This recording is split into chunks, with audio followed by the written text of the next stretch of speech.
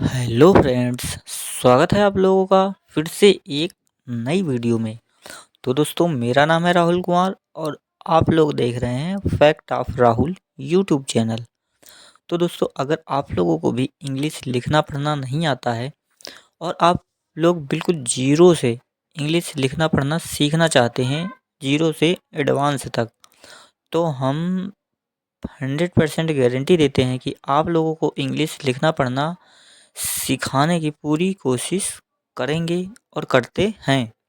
तो दोस्तों, आज की क्लास में हम कुछ वर्ड लेकर आए हैं। तो इनको हम इंग्लिश से हिंदी में कैसे बोलते हैं और क्या लिखते हैं ना, और इनकी मीनिंग्स क्या होती है, एक एक करके सब हम बताएंगे।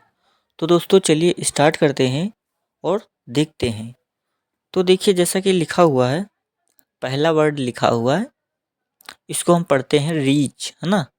REACH, रीच, है ना। और रीच का जो मीनिंग होता है, इसका मतलब होता है पहुंच।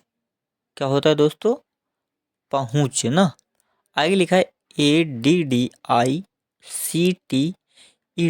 तो इसका मतलब होता है एडिक्टेड। एडिक्टेड का जो मीनिंग होता है, इसका वो मतलब होता है लत लगना। क्या होता है दोस्तों? लत लगना, है ना। आगे लिखा है ADHERE, ना, इसको पढ़ेंगे हम अधेर।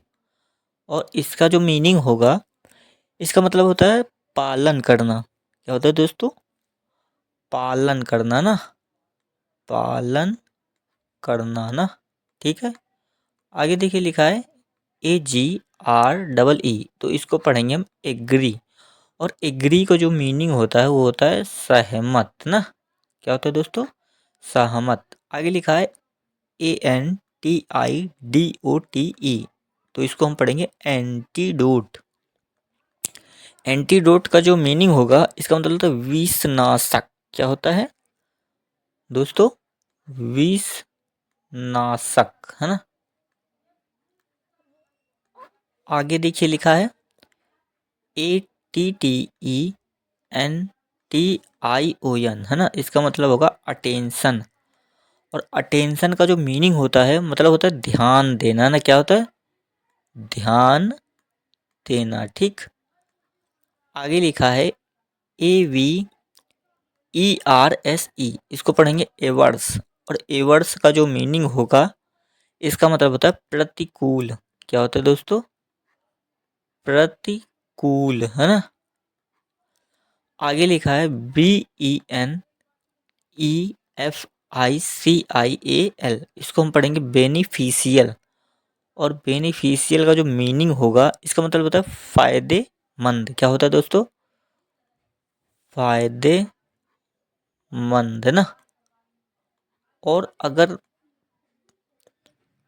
कहीं प्रॉफिट हो लिखा, तो प्रॉफिट का मतलब होता है लाभ, है ना। क्या होता है दोस्तों? लाभ। आगे लिखा है BLIND, इसको हम पढ़ेंगे ब्लाइंड, ठीक। और ब्लाइंड का मतलब होता है अंधा, जिसे आप आंखों से दिखाई ना दे, ना। आगे लिखा है DISGRACE, तो इसको पढ़ेंगे डिस ग्रेस, है ना। तो इसका मीनिंग क्या होगा दोस्तों? इसका मतलब होगा अपमान। क्या करना? अपमान करना किसी का, ना।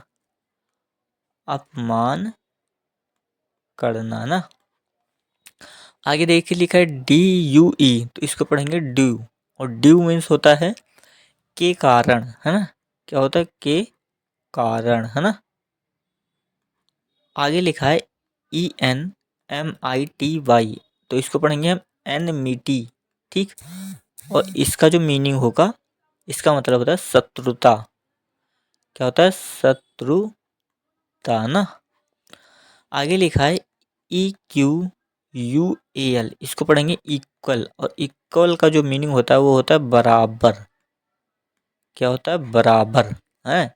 आगे लिखा है HEIR, इसको पढ़ेंगे हेयर। और हेयर का जो मीनिंग होगा, इसका मतलब होता है वारिस। क्या होता है? वारिस, है ना। आगे देखिए, लिखा है IMMUNE, इसको पढ़ेंगे हम एम्यून। इम्यून। इम्यून का जो मीनिंग हुआ, इसका मतलब होता है प्रतिरक्षा। क्या होता है दोस्तों? प्रतिरक्षा। ठीक, आगे देखिए लिखा है IMPORTANT, इसको पढ़ेंगे इम्पोर्टेंट। और इम्पोर्टेंट का मतलब होता है जरूरी। क्या होता है? जो जरूरी हो उसे हम इम्पोर्टेंट कहते हैं। आगे लिखा INDEBTED, इसको पढ़ेंगे इंडेबिटेड, है ना। और इसका जो मीनिंग होगा, इसका मतलब होता है ऋण। क्या होता है? ऋण। ठीक, आगे लिखा है INJURIOUS, इंजूरियस। और इसका जो मीनिंग होगा, हानिकारक होता है इसका मतलब ना, हानिकारक। ठीक, आगे लिखा है लॉयल, इसको पढ़ेंगे हम लॉयल। और लॉयल का जो मीनिंग होता है निष्ठावान, इसका मतलब होता है निष्ठावान। ठीक, आगे लिखा OPPOSITE, इसको पढ़ेंगे अपोजिट। और अपोजिट का जो मीनिंग होता है, इसका मतलब होता है के विरुद्ध। ठीक, क्या होता है दोस्तों? के विरुद्ध, है ना। तो दोस्तों आशा करता हूँ कि हर एक वर्ड अच्छे से समझ आया होगा। और अगर आप लोग इस चैनल पर नए हैं और इंग्लिश लिखना पढ़ना सीखना चाहते हैं, तो चैनल को सब्सक्राइब कर कर बेल आइकन को ज़रूर प्रेस कर लेना, ताकि कोई भी वीडियो मिस ना हो। और वीडियो को हो सके तो ज़्यादा से ज़्यादा शेयर कर देना और प्लीज़ लाइक कर देना। तो दोस्तों थैंक यू सो मच। जय हिंद, वंदे मातरम।